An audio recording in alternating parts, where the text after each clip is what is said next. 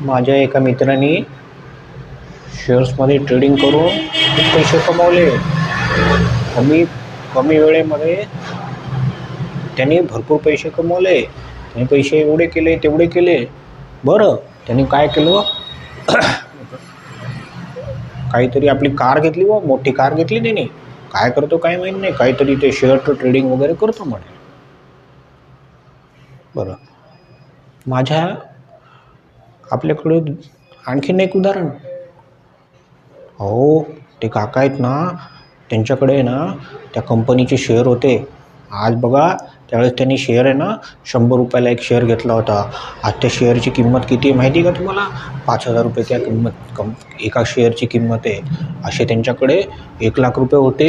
त्या 1 लाख रुपयाचे त्यांच्याकडे 10 लाख रुपये झाले.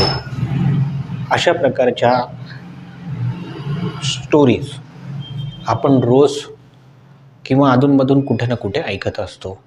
मग आपल्याला ओढ लागते की आपणसुद्धा हे काय शेअर मार्केटमध्ये इन्व्हेस्टिंग असतं किंवा मग ट्रेडिंग असतं, हे करावं. आता आज बघूया आपण इन्व्हेस्टिंग आणि ट्रेडिंग ह्यांच्यामधला फरक. बरोबर आहे. साधारणतः सध्या जे प्रचलन सुरू आहे आणि सध्या सगळीकडे वारं सुरू आहे ते फक्त जास्त करून कशाचं आहे? ट्रेडिंगचं आहे. मग ट्रेडिंग काय, इन्व्हेस्टिंग काय? आपल्याला शेअर मार्केट माहिती आहे बाबा, शेअर मार्केट असतं म्हणून काहीतरी त्याच्यामध्ये डीमॅट अकाउंट उघडावं लागतं, काहीतरी हे करतात. मग त्याच्यामध्ये इन्व्हेस्टिंग काय आणि ट्रेडिंग काय? बरोबर आहे. आता इन्व्हेस्टिंग आणि ट्रेडिंग ह्या दोघांमध्ये काय करावं? बरोबर आहे. आता पटापट पैसे कमवायचे का आपण थोडं शांततेने राहून करायचं? तर ह्याच्यासाठी काय करू आपण? आज आर्थिक ज्ञानाच्या या प्रवासामध्ये आज आपण माहिती घेऊया शेअर ट्रेडिंग काय असतं आणि शेअर इन्व्हेस्टिंग काय असतं. ठीक आहे. तर आता बघूया आपण शेअर ट्रेडिंग काय असतं आणि शेअर इन्व्हेस्टिंग काय असतं. तर ट्रेडिंग म्हणजे काय असतं की रोजच्या रोज आपण जसं खरेदी विक्री करतो तसं रोजच्या रोज, आठवड्याला, महिन्याला कमी वेळेसाठी पटापट शेअर घ्यायचे किंवा मग त्या शेअर्समध्ये ऑप्शन वगैरे असतं त्याच्यामध्ये ट्रेडिंग करायचं, विकून द्यायचे. आत्ता घ्यायचे, 1 तासात विकून द्यायचे. त्याचं काही टाईम पिरियड खूप कमी असतो, शॉर्ट टाईम पिरियड असतो. आणि इन्व्हेस्टिंग म्हणजे काय असतं? इन्व्हेस्टिंगमध्ये आपण ते शेअर्समध्ये पैसे टाकतो आणि ते लाँग टर्मसाठी ते टाकून ठेवतो. ठीक आहे. आता हे सविस्तर बघूया आपण. ह्याच्यामध्ये कसं, जसं मी तुम्हाला पहिल्यांदा सांगितलं, टाईम होरायझन ह्याच्यामध्ये असतो की शॉर्ट टर्म, त्याच्यामध्ये 1 दिवसाचा असतो, आठवड्याचा असतो किंवा मग महिन्याचा सुद्धा असू शकतो. त्याच्यानंतर लाँग टर्म असतो. ह्याच्यामध्ये महिने असू शकतात, काही महिने असू शकतात, काही वर्ष असू शकतात किंवा मग 2 दशक 3 दशक म्हणजे 10 वर्ष, 20 वर्ष, 30 वर्ष, ही कितीसुद्धा हा टाईम पिरियड असू शकतो. हा टाईम पिरियड आपण जो त्या व्यक्ती ठरवायचा असतो. आता फोकस कशामध्ये असतो याचा? Price fluctuation and market trend.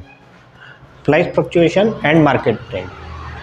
आणि प्राईस फ्लक्च्युएशन आणि मार्केट ट्रेंड ह्याच्यामध्ये कसं असतं की बाजारामध्ये एखादी वस्तू, त्या शेअरची किंमत कमी जास्त होत राहते. त्याप्रमाणे काय करत प्राईस फ्लक्च्युएशन होत राहतं. म्हणजे भाव कमी झाला की घ्यायचं, भाव वाढला की विकून द्यायचं. पण इतकं सोपं नसतं. ते कसं आपण नंतर बघू. पण हा त्याच्या मागचा उद्देश असतो. मेन काय की ठीक आहे, आज 5 रुपयाला शेअर मी घेतला, उद्या त्याचा भाव किती झाला? 6 रुपये, 6.5 रुपये झाला की मी विकून टाकतो. म्हणजे 1-1.5 रुपयाचा आपल्याला लगेच फायदा झाला की तो विकून टाकायचा. म्हणजे छोट्या मोठ्या कोणत्याही प्रॉफिटमध्ये आपण निघून जातो. बरोबर आहे. हा झाला ट्रेडिंगमध्ये. त्याच्यानंतर इन्व्हेस्टिंगमध्ये काय असतं? Company fundamentals and growth trends. की बाबा आपल्याला कंपनीच्या फंडामेंटल्स म्हणजे मूलभूत जे कंपनीचा बिझनेस आहे, त्या बिझनेसमध्ये आणखीन कशी वाढ होणार आहे, कंपनीला नवीन कॉन्ट्रॅक्ट मिळणार आहे, ह्या सगळ्या गोष्टींचा अभ्यास करून आणि ते कंपनीचं जे प्रोडक्ट आहे त्याला बाजारामध्ये कसा भाव आहे, कोणत्या प्रकारची कंपनी आहे आणि तिचा उत्कर्ष कशा प्रकारे होत राहिला आहे, त्याप्रमाणे त्याच्यामध्ये आपण इन्व्हेस्टमेंट करतो, बरोबर आहे. आता ही इन्व्हेस्टमेंट त्याचा अभ्यास केला जातो. 2 गोष्टीमध्ये कशाचा अभ्यास केला जातो. ह्याच्यामध्ये किमतीचा अभ्यास केला जातो, भावातल्या चढ उतारचा अभ्यास केला जातो आणि त्याच्यामध्ये कंपनीचं ग्रोथ काय असतं त्याचा अभ्यास केला जातो. गोल काय असतं, शॉर्ट टर्म गोल, पटापट मोकळं व्हायचं आहे ना. म्हणजे आपली T20ची मॅच कशी असते, दे दनादन, म्हणजे आऊट झालं तर आऊट, पहिल्या बॉलला आऊट झालं तर आऊट, पडला तर सिक्सर, पडला तर 4, पटापट रन काढून मोकळं व्हायचं. 20 ओव्हरमध्ये इतके रन काढायचे आहेत. आणि हे कसं असतं, ह्याच्यामध्ये capital appreciation and dividend. Capital appreciation म्हणजे ते शेअरची भाव काळानुसार वाढत जाईल आणि त्याच्यानंतर त्याच्यावरती आपल्याला डिव्हिडंड मिळत जाईल, बरोबर आहे. हा डिव्हिडंड कालावधी मिळत जाईल, बरोबर आहे. त्याच्यासाठी आपण स्वतंत्र डिव्हिडंडसाठी व्हिडिओ केलेला आहे. डिव्हिडंड काय असतो तर त्याच्यामध्ये आपल्याला ते दिसून जाईल. आता हा जो डिव्हिडंड असतो काही कालावधीसाठी, हा डिव्हिडंड आपल्याला मिळत असतो. ह्याचं डिव्हिडंडचं उत्पन्न आहे, ठीक आहे.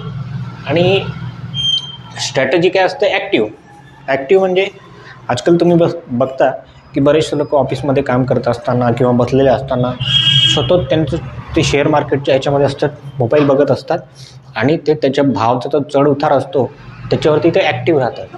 म्हणजे काय असतं, कंटिन्यू ते लोक ॲक्टिव्ह राहत असतात. ह्याच्यामध्ये ट्रेडिंगमध्ये जी रिस्क असते ती हाय असते, कारण व्हॉलेटिलिटीवरती रोजच्या रोज मार्केट जशा प्रकारे कमी जास्त होत राहतं त्याप्रकारे ट्रेडिंगमध्ये रिस्क असते. तर बरेचसे लोक काय करतात की दिवसातून 3-3, 4-4 वेळेसही ट्रेडिंग करतात. त्याच्यानंतर expertise required technical analysis skill and market knowledge. मार्केटचं नॉलेज असलं पाहिजे आणि खूप नॉलेज असलं पाहिजे. रोजच्या रोज काय होणार आहे, कोणती बातमी आल्यानंतर त्याचा इफेक्ट काय होणार आहे, काय पटापट डिसिजन घेता यायला पाहिजे. आणि टेक्निकल ॲनालिसिसचं तुम्हाला नॉलेज पाहिजे. टेक्निकल ॲनालिसिसमध्ये इतक्या गोष्टी आहेत आणि हे इतकं व्हास्ट नॉलेज आहे त्याचं की त्याच्यामध्ये वेगवेगळे लोक वेगवेगळ्या प्रकारचे मेथड यूज करतात. कोणी कॅन्डलस्टिक अँड नंबर ऑफ आहेत. त्याला एक महिना लागून जाईल सगळंच ते एक्सप्लेन करायला त्या स्ट्रॅटेजीज. ह्याच्यामध्ये काय की रिस्क जी असते lower due to longer time horizon and diversification कमी असतं, डायव्हर्सिफिकेशन असतं. त्याच्यामुळे काय असतं, रिस्क कशी असते, लोअर असते आणि लॉंगर होरायझन असतं. आज तुम्हाला माहिती आहे, आपल्याला माहिती आहे की शॉर्ट म्हणजे जो इन्व्हेस्ट करत असतो त्याला माहिती आहे की शॉर्ट टर्ममध्ये जरी मार्केट पडलेलं असलं, काही परिस्थिती होत्या त्याच्यामुळे शेअरचे भाव उतरलेले जरी असले तरी ते लॉंगर ड्युरेशनमध्ये काय होणार आहे, ते भाव वाढणार आहेत. त्याच्यानंतर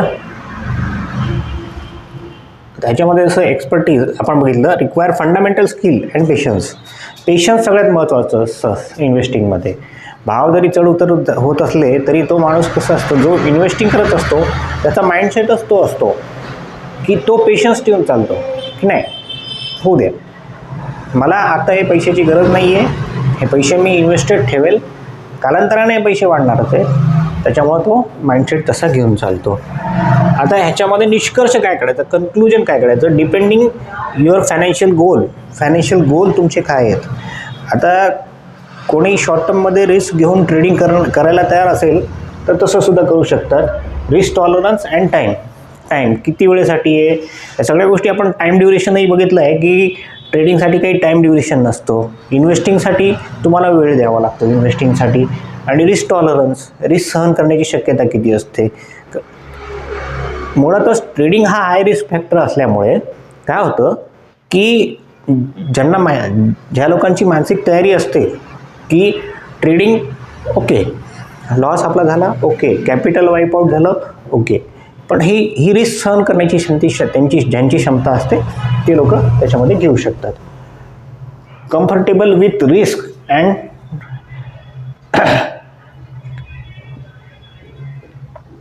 मॉनिटर मार्केट. आता त्याला मॉनिटर मार्केट करण्यात असतं. ट्रेडिंग त्याच्यामध्ये काय असतं, ह्या सगळ्या गोष्टी असतात. आता ट्रेडिंग कोणी करावं? Comfortable with risk and have active monitor market. त्याच्याकडे जो रिस्क सोबत कम्फर्टेबल असतो आणि जो ॲक्टिव्ह मार्केटमध्ये, बस सुरू झालं मार्केट, 9:30ला सुरू झालं मार्केट, 3:30पर्यंत बसायचं. काय मध्ये न्यूज आली पटकन त्या ह्याच्यामध्ये आपलं हे काढून घ्यायचं. नाही झालं, काय झालं, रिस्क झाली, आपण घेतलेली पोझिशन जर उलटी झाली की उलट झाली आणि त्याच्यामध्ये नुकसान असलं तर त्याची तयारी असते.